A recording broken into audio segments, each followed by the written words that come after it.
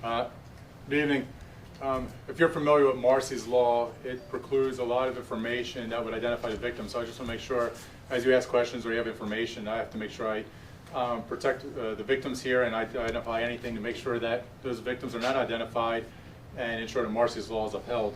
The other one, too, is I want to make sure everybody realizes and recognizes that domestic violence is a horrible crime. Unfortunately, it's only spoken about when it occurs. But we see a large amount of deaths in our county and regionally due to domestic violence. So I hope in times when we're not here talking about it, people are trying to do something to stop it. Because unfortunately we see that is the nexus to a lot of crime and a lot of deaths in every community. One thing to make sure our community knows is that no one's at risk at this time. The scene is secure. Everybody who is involved is accounted for. And this is not a random act. Those people that were involved knew each other. Everything's preliminary. The preliminary information right now, which I know of, is that the suspect is deceased and both victims are okay.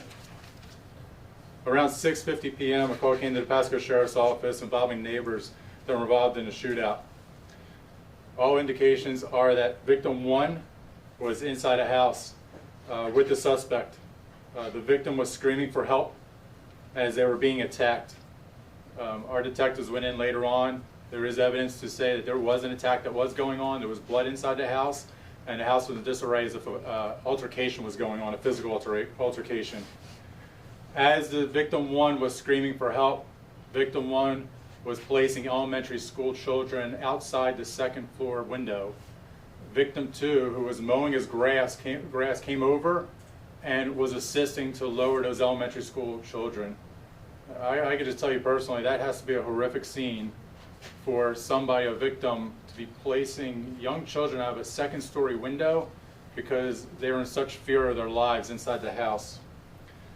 Victim 2, who I said was mowing his grass, grabs the children, gets them to safety. At that time, suspect 1 comes out.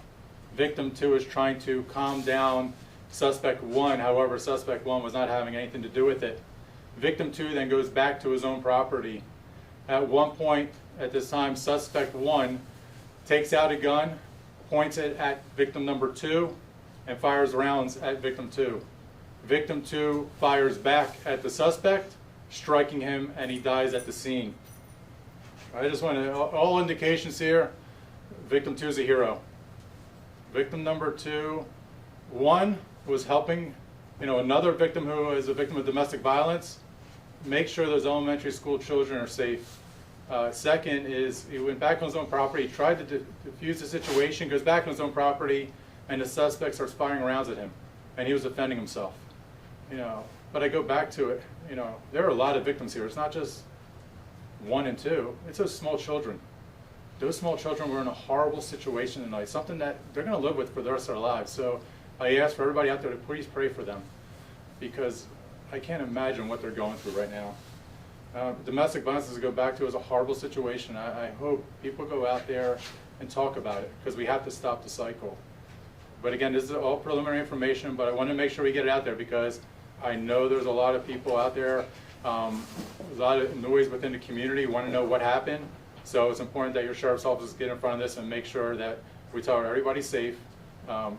Somebody stood up for the rights of victims, and we're very want our community understand and realize that protecting somebody's life is a priority.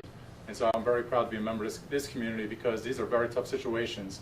But we're not going to stand up against. We're not going to stand against those people that have domestic violence. We're going to make sure that those victims are safe. So with that, I'll try to answer any questions you have. You kept saying suspect 1. Was there more than one suspect, or just no, just the one? Okay.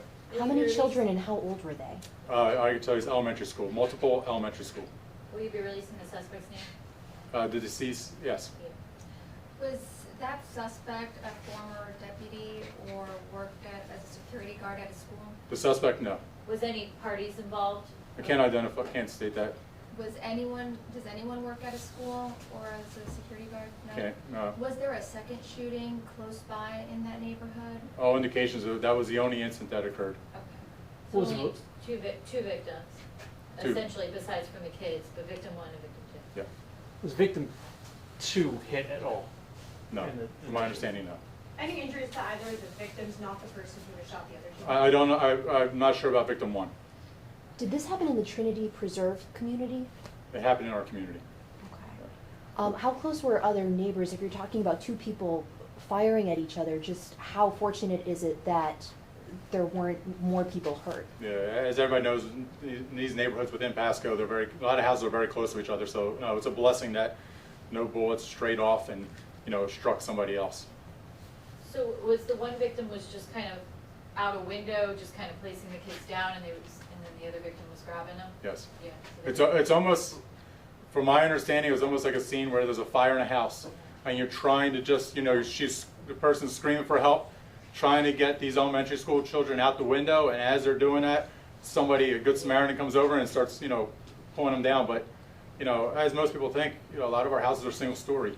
But it has to be a very horrible situation for somebody to be lowering elementary school kids out of a second story. Did the victim and the suspect live together? I can't, this is the hard thing that I'm trying to make sure we protect the law, protect the law, protect the victim. I can't really identify too much, and so, yeah, the victim were known to each other. And you can say male, female? I don't even know. That's as I say, I'm like a lot of people, and like you also, we're trying to get used to this law and understand it, so I'm trying to give you as much as I can without violating the victim's rights. In the home where this started, was that address known to the sheriff's office for domestic violence calls? I don't know what previous calls were there before. Can you say whether the children were related to one another? I'm not. I honestly, I don't know that answer either. Okay. Yeah. Do we know if the suspect, was he intoxicated or under any other kind of influence? They probably do toxicology to find out. I'm not sure if he was or not. What kind of weapons were used with the victim? Handguns, from my understanding. Handguns. Did victim 2 have his weapon on him, or did he have to go back into his home to retrieve that? It's my understanding he had it on him. All right. I appreciate it. Thank you all very much.